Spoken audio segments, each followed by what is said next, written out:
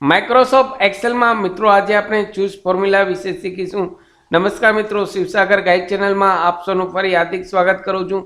અહીં આપ સ્ક્રીન પર જુઓ છો નેમ, એમ્પ્લોય આઈડી અને સિટી ટાઈપ કરે છે। એમ્પ્લોય આઈડીના નંબર જેવા ટાઈપ કરીએ એટલે બાજુમાં સિટી ઓટોમેટિક આવી જાય તેવું સેટિંગ કરવું હોય તો તેના માટે ચૂઝ ફોર્મ્યુલાનો ઉપયોગ થાય। તો અહીં is equal to choose type કરવાનું, બ્રેકેટ ઓપન।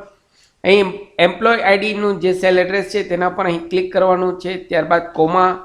હવે અહીં સિટીના નામ જ્યાં આપેલ છે તેના પર ક્લિક કરશો એટલે તેનું જે સેલ એડ્રેસ છે તે આવી જશે।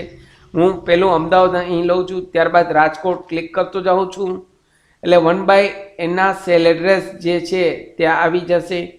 અહીં 5 સિટીના નામ ઉપર ક્લિક કર્યું એટલે સેલ એડ્રેસ આવી ગયા, ત્યારબાદ બ્રેકેટ ક્લોઝ કરવાનો છે।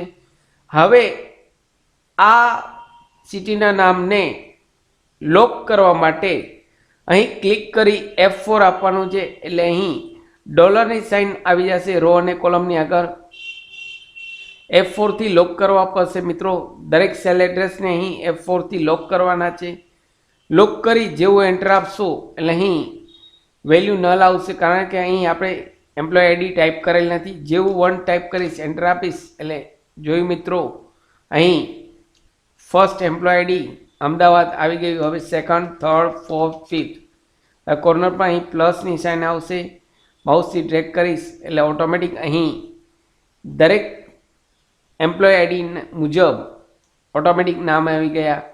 સપોઝ અહીં 1 ટાઈપ જેવું કરીશ તો ઓટોમેટિક જે 1 એમ્પ્લોય આઈડીનું હશે અમદાવાદ સિટી આવી ગયું। તો આ રીતે મિત્રો આપણે ચૂઝ ફોર્મ્યુલાનો ઉપયોગ આસાનીથી કરી શકીએ। આશા રાખું છું ફ્રેન્ડ્સ આપને આ વિડીયો ગમ્યો હશે। આપને આ વિડીયો ગમ્યો હોય તો લાઈક કરશો, મેક્સિમમ આપના વોટ્સઅપ ગ્રુપમાં, ફેસબુકમાં આ વિડીયોની લિંક વધુને વધુ શેર કરશો। નવા હો તો અમારી ચેનલને સબસ્ક્રાઈબ કરવાનું ભૂલશો નહીં। ફરી મળું છું નવા વિડીયોમાં નવા ટોપિક સાથે। ત્યાં સુધી મિત્રો જય હિન્દ, જય ભારત।